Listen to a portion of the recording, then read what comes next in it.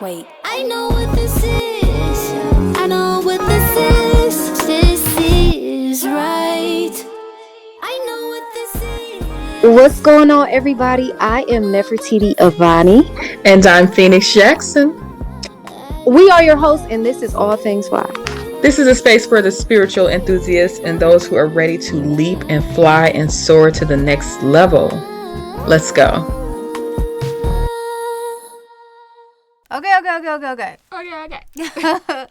Hi, everybody. Welcome to All Things Fly. Once again, I'm Nefertitti Avani. This is Phoenix Jackson. And thank you for being here with us. Yes. And Thank y'all for coming back. Yes. Because, we this has been fun, though. Yeah. Like, doing all this recording, sharing. Yeah. Learn each other. Yes. And we hope that y'all are enjoying the ride, honey, because we're on the ship. We flying. Listen, are y'all flying with us? Yeah. Come on. They gotta be. Yes. They gotta be.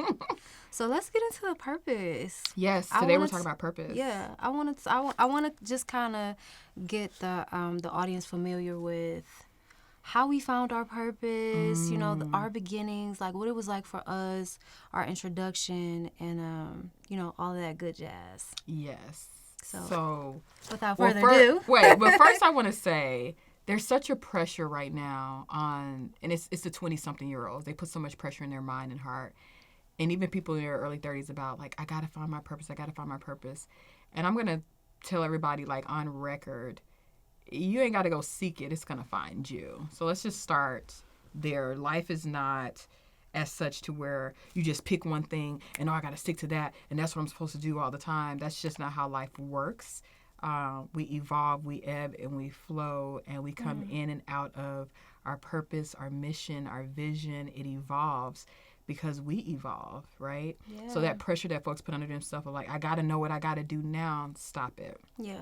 Stop it. That's like not, that. like, the more you chase something, the more it it's runs. gonna, yes. So I want to start off by saying that. I love that. Release it. I love that. The pressure of having to have that figured out.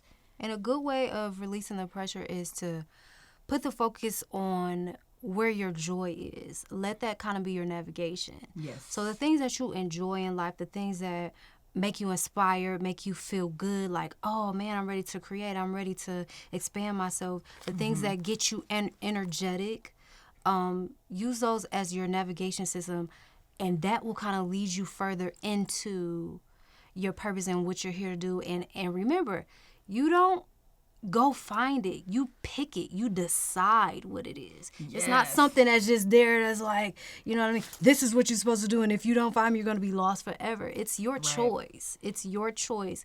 But make sure that you pick it with your best interest in mind, your joy, the lifestyle. Make sure it's conducive to the lifestyle that you want to live. So finding all of those things. What kind of friends do I like to have? And what do my friends like to do? Yes. You know, what areas do I like to, what areas am I most comfortable in as far as like environment? Where do I want to live? And what happens in those environments, you know? Just all of those things. Make sure that you're encompassing everything, your lifestyle, how you like to live, the people that you like around you, the type of environment that you like, and then using that to decide, this is what I'm going to do on this planet, this is what I'm going to spend my time doing, and this is going to be my purpose. But see, you're saying pick it and make a decision, and yes, certain things you can decide, but I also believe that purpose finds you. Sometimes purpose decides you. Yeah, it chooses you. It does. And sometimes the trauma that people go through leads them into their purpose. Some they probably have went through that forces them to look at a situation, something differently, to see a broader perspective, and now they're able to be of service to someone else. They've taken their test and turned it into like their testimony. Okay, I like getting that. into purpose. Wait, come on. Okay, getting into purpose. You're a musician. Yeah. And I'm always making you go first. I'm not picking on you. I love you. No, I love going first. What made you decide that music and writing, and guys, she's a beautiful like lyricist. She has written for some of your faves. Thank you. Okay. Always been in love with English since I was little. You know, I really excelled in that level of my education. Mm-hmm. And I discovered I really loved writing probably around 9 years old. Okay. That's early. Always knew I wanted to sing. You know, my father was a musician. He taught at Case Western Reserve University. My grandfather was an original member of the OJs. So he always continuously played jazz music in the house. The So OJs, hold on. Yeah. With Daddy Levert. Yeah. You know, folks threw their panties on the stage to them. Yeah. I didn't even know that. Oh, yeah. Howard Come Johnson on. was no joke, honey. But my mother was Listen. born, so he had to come back, and you know, he decided otherwise. But I feel like I'm taking the DNA and going. Yes, and taking it to that next I got level. it. I got it. Yes. Grandfather, rest in heaven. I love you so much. We getting this work done. Listen. But yeah, so I was always surrounded by music. I knew that's what I wanted to do when I was 5 years old. I knew I wanted to be a singer. But as I grew older and as I progressed in the field, I would do little things like talent shows, and I tried to develop my own group in the 4th grade, like with my friends. I'm like, okay, you gonna sing also I'm gonna sing soprano. Hold on, Destiny's Child, Fate's Children. Honey. Yes, Come on, we Fate's I would children. like literally, you guys. I'm a Capricorn, so I'm very like leadership and hardworking. And my friends was like, we want to play.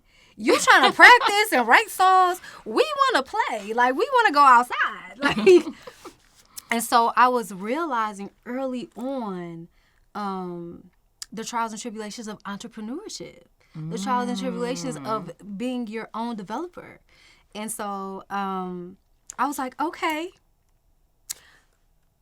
I'm going to just deal with me because I can control me. I can lead me. Right. I was like, the group thing ain't going to work. It's okay. It's fine. I mean, and I learned that something early that a lot of groups break up later because different work ethics, different direction, different energy flow, not harmony, as you spoke about in the previous show. That's exactly right? it. Yeah. That's exactly it. So, you know, I took that opportunity to, you know, better navigate my way into where I wanted to be. Right. So I think an important component of discovering your purpose or finding your purpose and picking your purpose is better defining what you want out of it. So for me, it was like, you know, I want to make my own money. I don't want to clock in for someone else. I want to be an entrepreneur. Yeah. I don't want to be under someone else's jurisdiction. I wanted my freedom. And I wanted to do what I loved for a living. So as I progressed, I moved on. I started writing for other people because I was like, okay, this is what I'm going to do. I knew I was starting to discover that it was really hard for artists. Yeah. Like, if you were someone new and you didn't really have a large following, it was like, So I was like, okay, what can be useful to someone? Songwriting. Yes. So I was like, okay, I'm going to make my way through songwriting. I'm going to write these songs for other people, and they're going to be like, oh, she useful, and they're going to figure out I can sing, and they're going to be like, oh, you can sing, and you wrote the song, oh, no. Okay, so you did a Kanye. I'm thinking they're going to put one and two together. Absolutely not. No, I'm saying you did a Kanye, meaning Kanye, they call him a super producer, but when he came out, he was just producing. And then he ushered his music in. He ushered his music umbrella, in. Right. So that's what I Come thought. Come with one talent and then hit it with all the talent. You know what I'm saying? I got all the things. You know what I'm saying? To bring to the table. You guys, that's what that Trojan horse. That's what I thought I was doing. Okay. Then I discovered, oh, girl, you're not a songwriter. And this is what I meant. I write the songs, but they're so contoured to me. What my voice is able to do, how I'm able to do with certain rhythms and with my tongue and how the diction and all of that. And I was learning that it was becoming intimidating. Like the artist was hearing the songs and they were skipping on them because it was intimidating. They was like, I can't reproduce that. That's great how it is. They're like, no. Oh. So then that got me into this state of like, I'm not having any success. You know what I mean? And then I had a couple of conversations with friends, and they were like, why are you writing for other people? You're the artist. And I was like, no. I have to be a songwriter, you know, trying to pay my dues, trying to work my way in type of thing. Had to turn pay your dues. You know what I mean? And they were, but I was committed to that. I was committed to something that I didn't even want. Yeah. And that happens, right? So eventually, move on, fast forward. I got a phone call. Wait a minute, hold on. Wait. Jesus. Hello. You on the main line? They said I could call you if some shit was going down. Wait a minute. I got a phone call. What happened? Tell me. What's I got the a phone call, and the phone call was like, Teddy Riley wants to meet you. Teddy. Blackstreet. I was like, what? Hello? It was like, yeah, Teddy Riley wants to meet you. He loves your songwriting, da da da da. So Y'all playing with me? I'm Hey, like, is this really you, Teddy? you guys, it was so I love deep this for phone me. prop. I love that phone. I love antiques, but it was so deep for me, the Teddy connection, because all of my favorite songs or my favorite artists, I really love artists who have produced themselves. So like when you think about Missy Elliott, she can produce herself, and she's also the artist. Yes, she's you know, phenomenal. when you think about Teddy himself, you know, he's produced his groups and he's produced himself. Yeah. But he's also the artist. Yeah. You know what I mean? And so I was like, this is so impactful for me.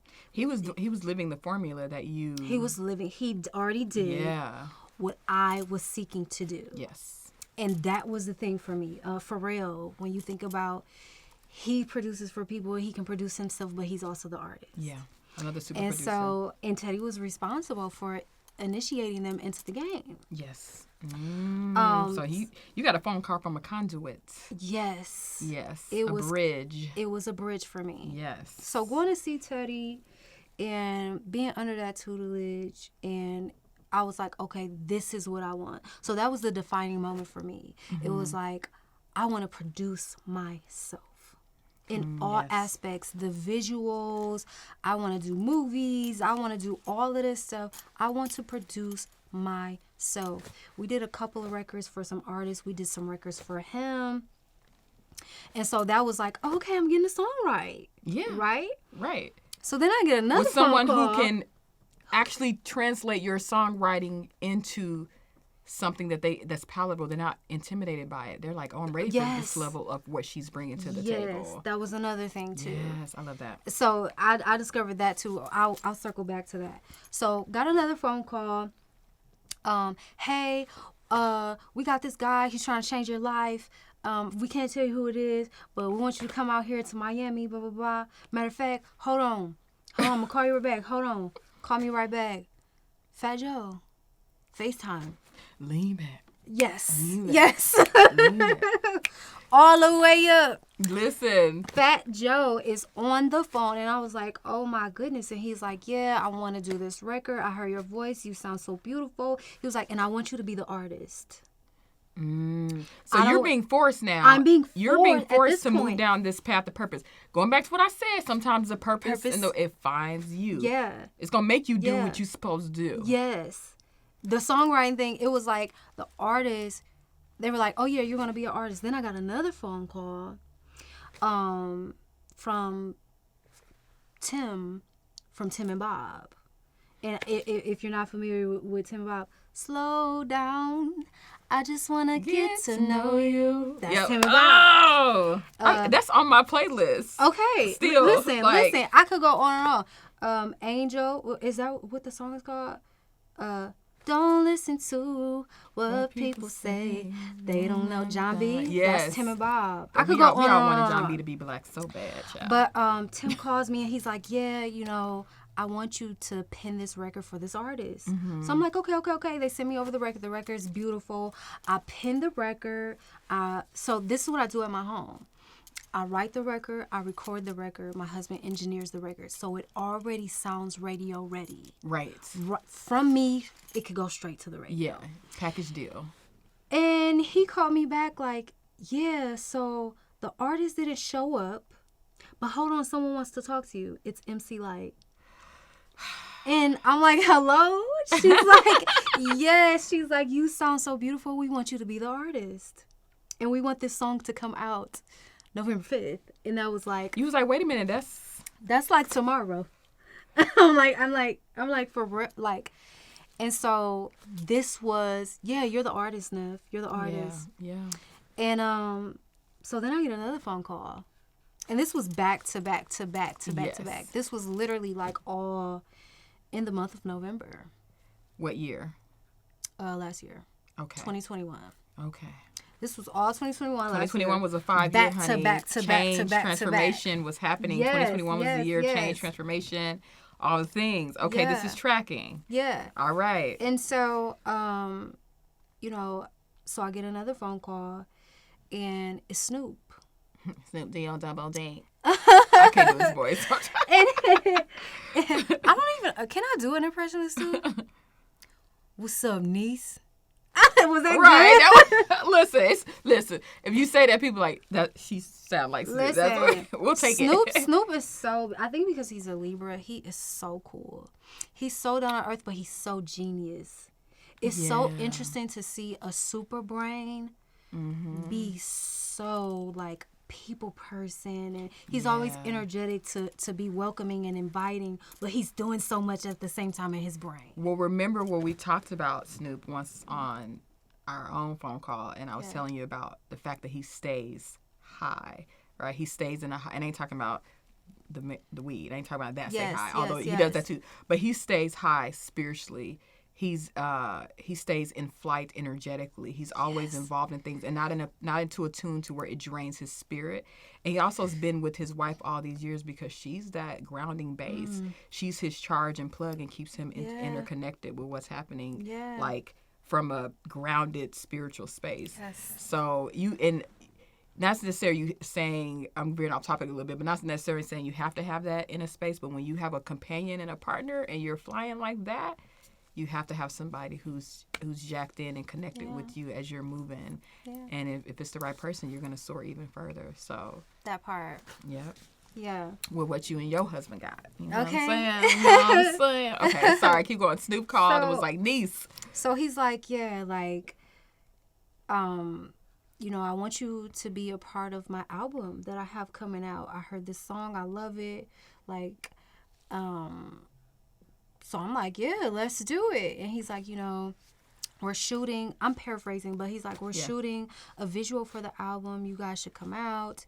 And we're going to shoot everything, meet everybody, blah, blah, blah, blah. So I'm like, wow.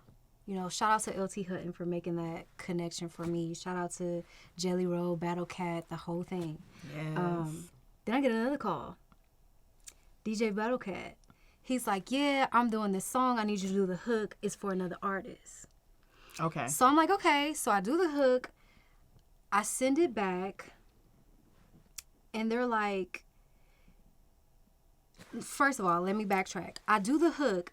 And I'm sitting there. I'm done with the hook. My husband says, put a verse on it. I'm like, I'm not putting a verse on this. This is Redman and Method Man. Like, I'm not about to put no rap verse after Redman and Method Man. He's like, put a verse on it. Period. And I have to listen to my husband. Yes. So I put a verse on it. You guys, I was so frantic about, they did not ask me to put no verse on here. I'm doing extra stuff. But that's the thing about picking a partner that you can trust with good discernment, with good energetic.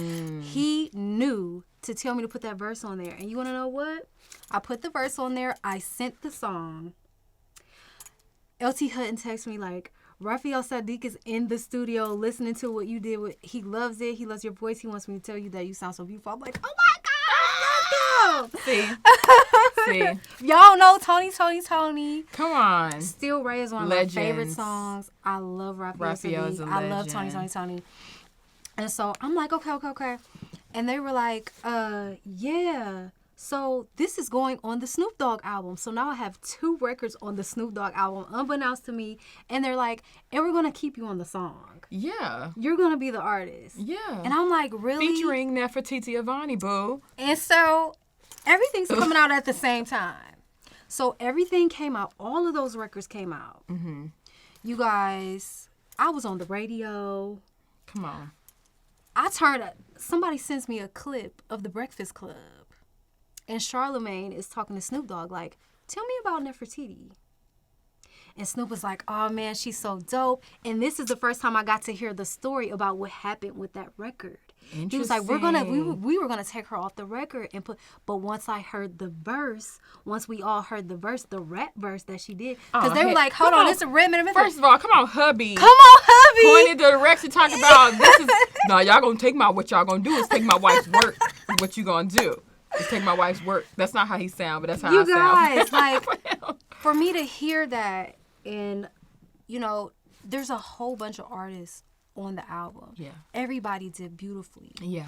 But for Charlemagne to pick me out of the group, Yeah. and for that to be like a segue conversation, like, tell me Yes. about it. Who is this girl? Yes. And for me to hear what happened Yes. on Breakfast Club. I'm That's at what the I'm house. saying. The Breakfast Club is the Breakfast Club. The Breakfast Club is the Breakfast Club. Yes. You know what I mean? And Charlemagne, he loves a good lyricist. He loves a deep lyricist. Like, if you ask him about his top 5, he is going to tell you top of the top cerebral lyricists that's not just Yes. out here talking, having fun. Like, he can enjoy a fun record, Yes. but listen to him over the years, I'm like, oh, he likes lyricists. Right.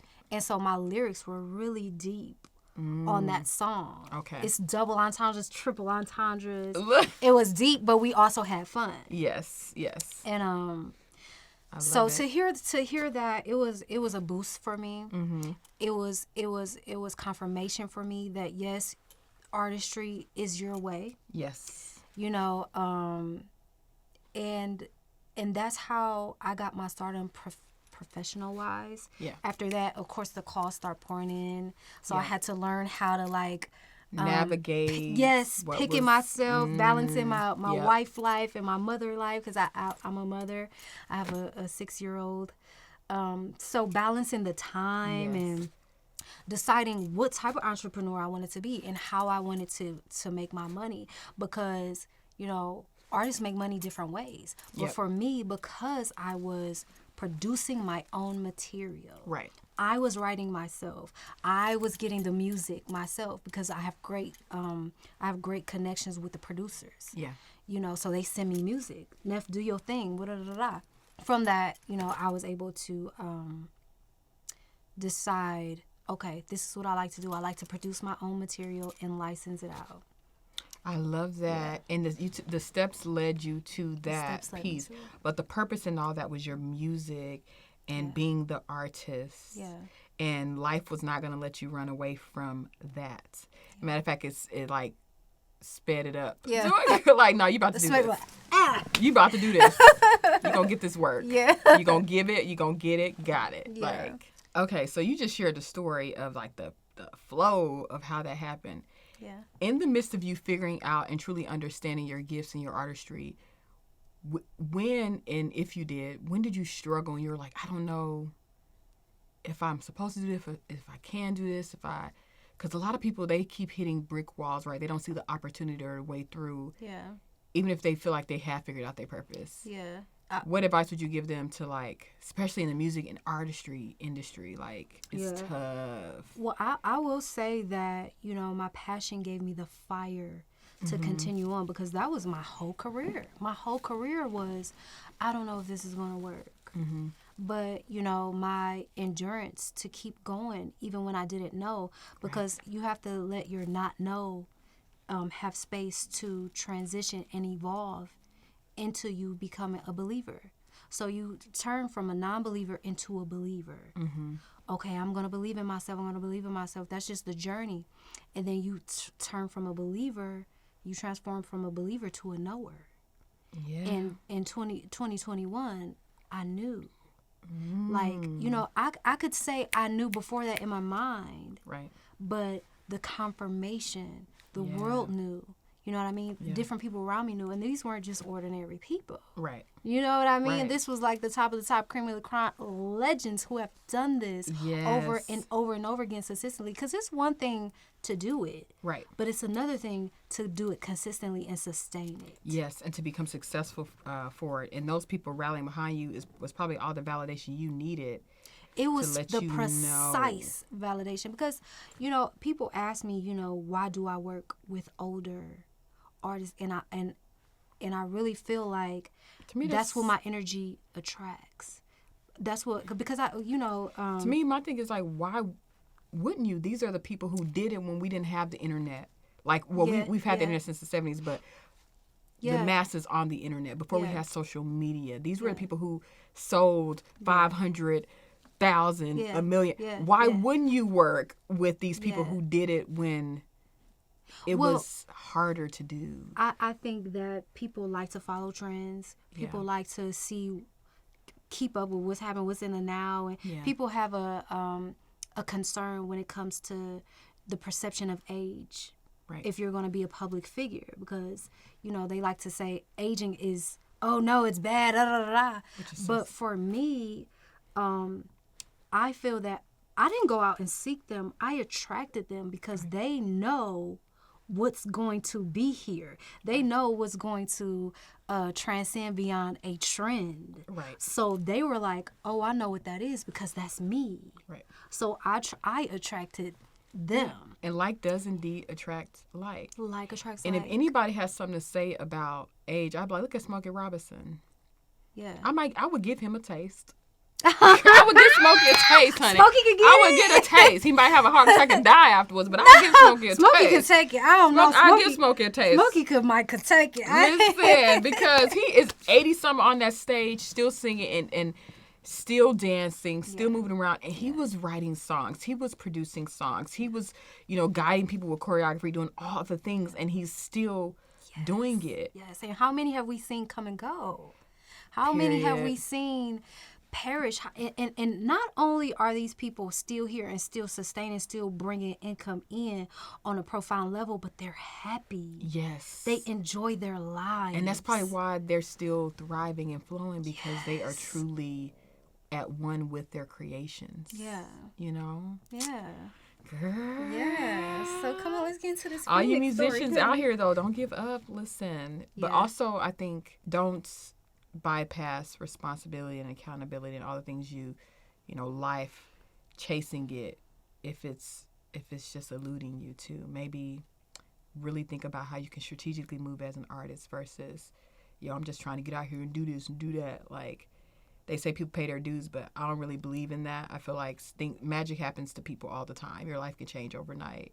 That's a fact. Mine's did. But it's like it's a lot of people out here trying to be artists who they're trying to do it because they see the end result.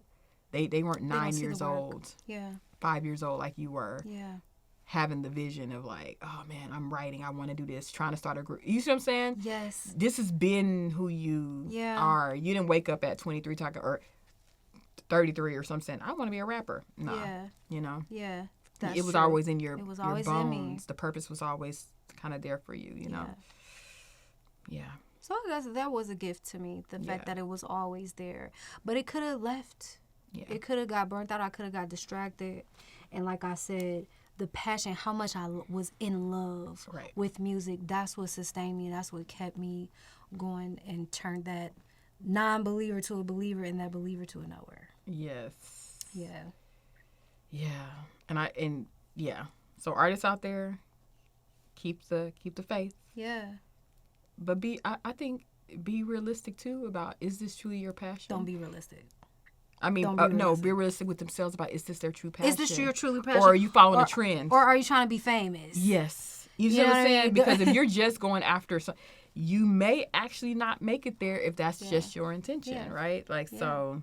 Or if you're just trying to make money and you don't have the passion for it. Yeah. It's like, you can fizzle out that way too, because this ain't no easy money. No, it's not. It's not easy money. Somebody needs to just like put a class together. Hey guys, to be an artist, these are some of the sacrifices that a lot of artists make. This is actually how much an artist can make over here. This is what producers make. This, like, someone needs to really break that down. Especially in Cleveland, because I feel like, because of where I'm from, there's no artist community. Like, even when I went to school, like, what I wanted to do was not in my curriculum. Right. I didn't go to singing lessons at school. It was like the artistry wasn't there. And, to see principals come in like, oh, you can be anything you want. You could be a doctor. You can be a lawyer. You could be a firefighter. You could be a policeman. You could be a judge. Nobody ever said you could be a musician. Nobody ever said you could be an artist. Right. So me sustaining that and keeping that alive and nurturing that, that was a job within itself. Right. And even when I turned 18, and it's time to get out the house and everything like that,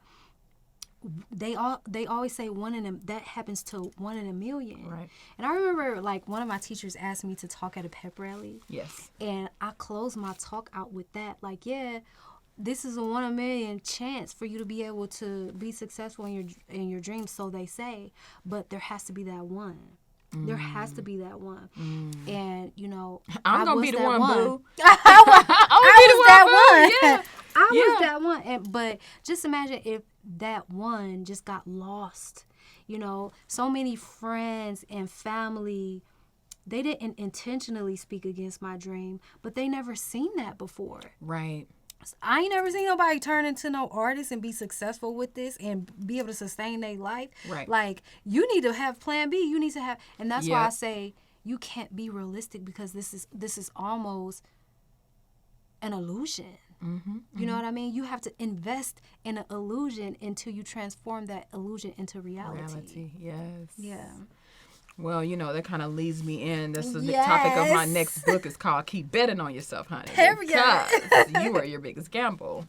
And part of that is looking into, is this for me? If it is, all right, then what you said. Yeah.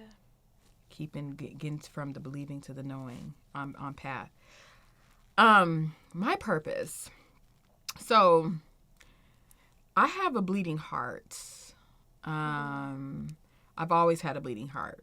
I remember being young, like under the age of 5, watching the TV. You know, they used to always have some African child on TV with the flying around them and this and that. And I remember being young, being like, first of all, we were poor because my mother was a single mother, and we were poor. And I'm sure at the time we lived in the projects at that time, because the house she was left by the generation before her, who were actually very financially well off. Our family lost their wealth when segregation ended, and that's part of my purpose work. My family lost wealth when integration happened, because if we're honest with ourselves in America about it, segregation never ended. Our money just went out to other communities. The black dollar left where it was. Segregation ending was actually horrible for us economically as a people. My family lost a lot of wealth during that time. And so here you have the great-grandparents who got it, then the grandparents, then my mom, and then us, right? My mom, she lost a lot of that. House got burned down, lost the little that she was passed down. And then here we go. We're young. I'm watching TV. I'm seeing poor folks, not realizing that I'm poor too. Okay, first of all, I'm poor too. And watching these hungry people, though, having that bleeding heart so young, I'm like, oh, I want to go to Africa. I want to become a doctor and feed them. And I want to just grow food in Africa and just feed everybody. Like, that's what I would say as a kid. But I also, around 4 or 5, was also a little entrepreneur. So I would go to the little Pine Bluff, Arkansas, go to the little rummage sales, we used to call them, like the flea market, right? Buy up, little toys for 10 cents or something at somebody's booth, or find toys or whatever, fix them up, paint them, make sure the dog got cute, put her in a little new dress. And I would go back to my little booth and sell these things back, to people or to new kids and make my little coin, child. Make my little coin. Even if it was a $1, this was my little dollar, honey. And my godmom, she it was my godmother who would take me there and have me my little booth and stuff set up and things. And I would take my little dollars, I may have made $10 or something. And I would go buy myself some fresh toys at the little store, That's right. And so I was an entrepreneur early without really knowing what that was. And then you fast forward, here I was a pre-medical honor student at the top university in Colorado, University of Denver, private university. I was a Daniel Scholar. Tuition was over $40,000 a year, fully paid for. Because the sis was like, I am not going to debt. And it wasn't even an option in my head when I was in high school to go to college and get a loan. And I was like, I'm not doing any of that. Like, I'm going to work my butt off in high school to get the grades, and somebody's going to pay for this. And they did. Yes. They did. I think 162 of us got the scholarship in a 4-state area out of like 1,000 plus who applied. But I went through 2 years of a program that prepared us for college before that. I was like, nah, y'all about to get this work. That's right. But I also had a pre-pharmacy fellowship at the University of Colorado, Denver, a whole nother university. So let's say the plan was to graduate from DU, molecular biology major. I was an honor student. Go to pharmacy. Either go to pharmacy or obstetrics gynecology, going into medical school, right? And I was sticking down a track. I told my family for years, like, I'm going to become a doctor. Because, again, there's that little girl who's like, I'm going to be a doctor so I can grow food in Africa. But as I grew up, I was like, doctors don't make that much money. They do. But not the kind of money you were looking for. Yeah, to impact the level of people I needed to impact. And so I remember I met my ex-husband, and he had a clothing line and a headwear line. And his web developer kept disappearing. So here I am now. I'm in college. I'm a molecular biology honor student. I'm a sophomore in college. No, I was still a freshman, actually. I meet him, and we just fell into purpose work together. His web developer kept disappearing, would disappear for a month or two at a time. And so he was like, the next time this dude pops up, I need you to sit with him and learn everything he knows. So next time that guy popped up, that's exactly what I did. I sat there, learned Dreamweaver, Photoshop, all the things, Adobe Illustrator. I was like, this was before, the systems that we have now, before the WordPress, Wix, Weebly, all the things that we have now. People still have MySpace pages. You know what I'm saying? People I think still have Black Planet. Facebook had just launched. This was talk your talk. This was then, child. And I'm 36, but it feels like it was so long ago, and it wasn't. But that was then. I was 19, and I took what he had and elevated his brand to another level. And other people saw that and were like, "Could y'all make our website? Could y'all do this? Could y'all do that?" That's how the business started.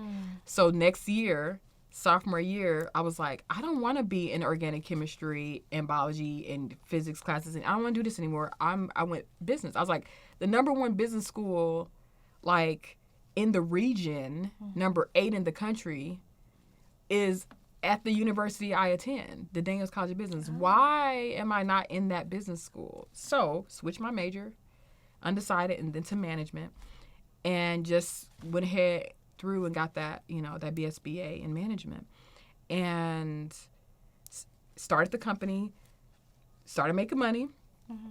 I mean, we weren't making too much because, at one point we was homeless, and then we got back on our feet and all the things. That's a whole nother episode about trials and tribulations. Yeah, honey. on the journey. Yes, on the journey. But as time went on, we started to pick up projects that were very humanitarian focused. Like the Carson J. Spencer Foundation. They came to us, and a brother had committed suicide, and his sister was like, I want to create something that is going to be saving lives. You fast forward years later of working with us. I ended up on the board for 3 years. They were working with us for about 5 years. We helped them brand and create all these different programs and content that ended up getting licensed in all the way in Australia, all the way in Dublin, Ireland. That's right. It was stuff that was along our lines of pushing the human collective forward. It was saving lives, right? So that little girl with the bleeding heart, I was now doing that work, and then it's just expanded outwards. Like, I got a client in rural Africa in Zimbabwe. Her name is Dr. Terai Trent, who has 13 school services, 39,000 students. I may have even mentioned this before, and those are African students who we were able to hey, let's get these speaking engagements for her. Let's rebrand and market. Let's bring money in. Let's let's get her to notoriety to get the money to feed these kids, to get them their education, all the things. And so, and those are just 2 projects I'm mentioning. There's so much that we've done to where I'm doing that. I'm not necessarily going somewhere growing food, feeding the hungry, but the work that we're doing, from the strategic development work to everything from the branding web, that's the simple part, but the strategic development, helping people grow, get the money, we are doing that. Yes. We're opening doors and creating rooms that I will never even see and walk in the future. Exactly. So I know I'm on purpose and path because the work that we're doing is affecting people. It's impacting people. And I didn't chase that. It's kept unfolding in front of me. When we stepped into PR, I didn't pursue that. We got a phone call. Yeah. And they were like, hey, we need more cinematographer and another host on the red carpet for Will Smith's event. Oh, boom. Things just came to us because they were looking at what we done, and they were like, oh, this is dope. We need them at the table. Yeah. And so that's how everything has happened in all of my major business stuff. It's been things have just come to me, and folks have requested of me, they've requested something of me. Yeah. When I did my first TED Talk, I didn't fill out the application. They came to me and was like, we want you to do this. They helped coach me through the process of fine-tuning my message in under a certain amount of minutes because you got to go through, you need to hit it, right? But then the day of, I changed my speech 60% of the 60% of the content I changed that day on stage. I was like, I let my spirit take me. But the thing is, and it took, honey. When I tell you, I seen you up on that, and this was before I met you. I watched your TED Talk, and it was so natural. I could see that bleeding heart. I could see that. I could see your passion for really uplifting these people and giving them something that they could, take once they were done out of the room. Right. You know what I mean? So I'm pretty sure them people somewhere feeding and doing what they gotta do. Listen. Yes. But that was another example of the things coming to you and you being open to receive, because your purpose sometimes, it don't always just drop in your lap, but it could be an unfolding process too. You know what I mean? Like you knew what yours was early. I knew what I wanted. I knew I wanted to impact people. I even had a way of like being a doctor. I had an avenue like this is where it's going to be right. Yeah. But that wasn't what it was supposed to be. It wasn't supposed to be that. I wasn't supposed to be helping one person one at a time. That wasn't supposed to be the work. I was supposed to be like an octopus touching many things in many corners to help the people who were helping the people. Yeah. You know what I mean? To help the leaders who are trying to lead the people. Yeah. And so, to me, my purpose has been around, like, pushing and moving the human collective forward with my work. But my son nailed it on the head of exactly what I do within my purpose. So, when my son's name is Simba, he's 16 now.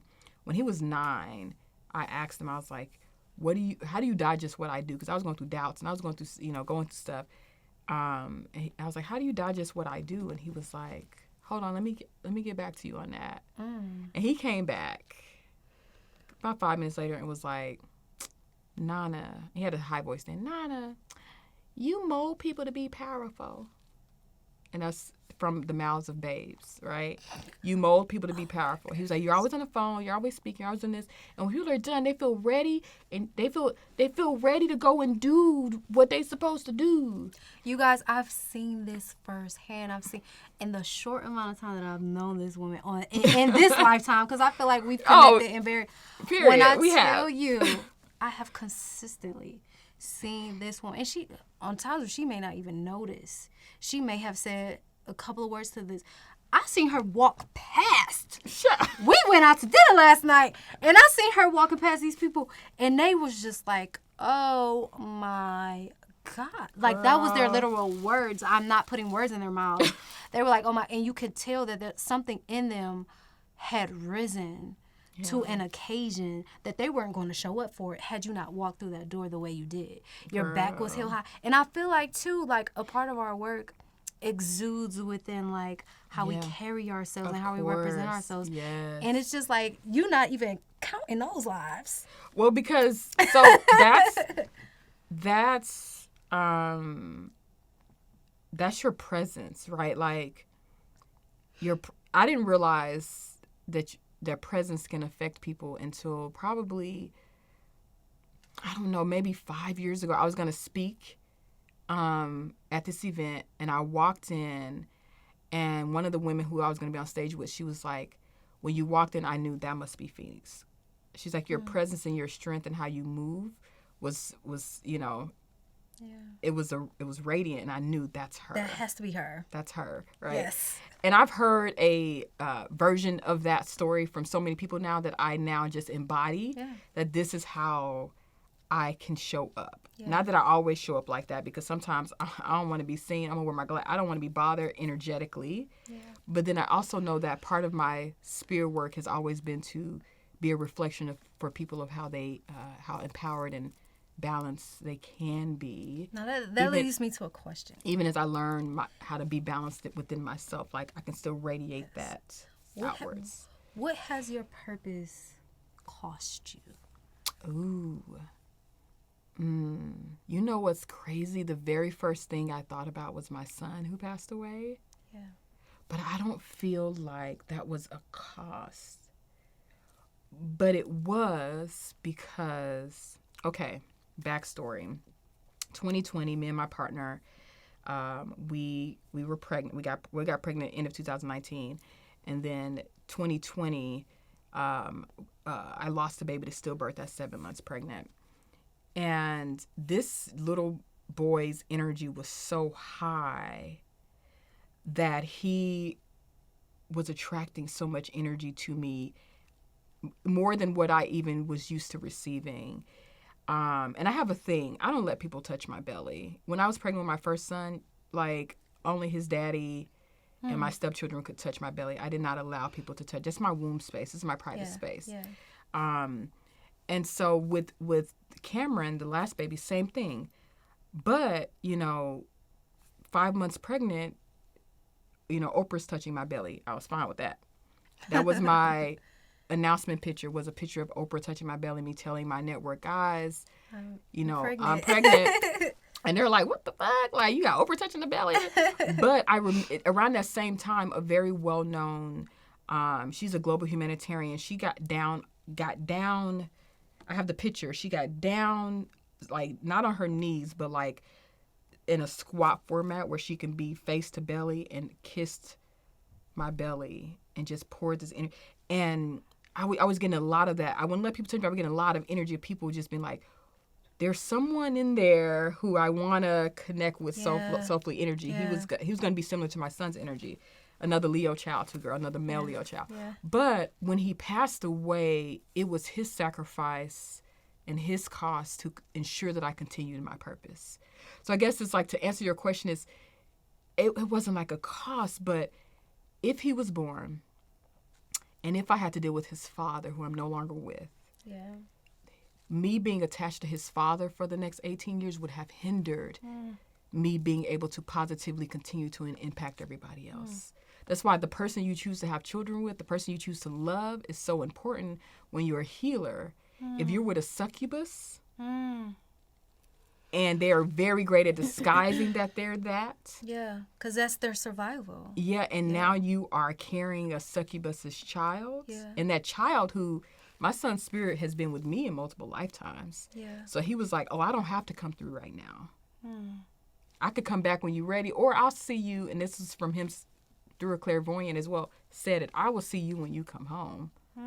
Back into the next dimension. This ain't right. Yeah. You know what I'm saying? Yeah. And I had to sit in that reality of my child's spirit made a sacrifice so that I could keep going. Yeah. So what did I do? I broke things off. It took a few months to really break away from that energy, but once I did, I broke things off. Yeah. And have been flying ever since. That's right.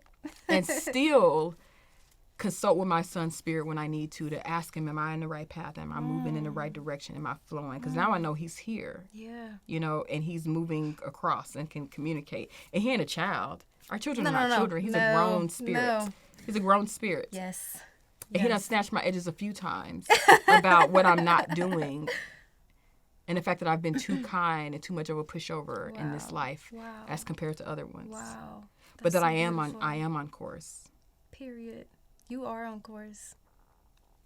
And bitch, you doing a good job. You doing a good job. Yeah. So, okay. Okay. So finishing out, my purpose has just unfolded. I always knew that I wanted to impact people, but it unfolded. And along the way, I had things happen that forced me to really stand in who I was and what I provide. And I'm still learning how to do that properly.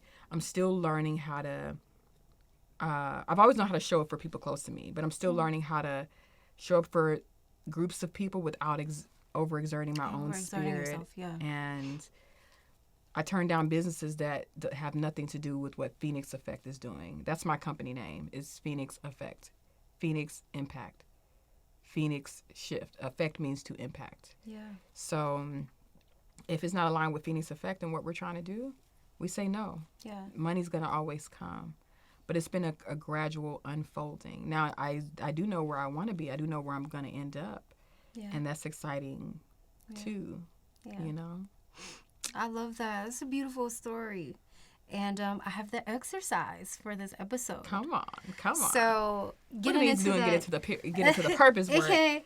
So when it comes to your purpose and you're finding your purpose, you're defining your purpose, you're figuring out how you want to do it, the exercise is to ask yourself, if this had to cost me my most precious thing, would I still do it?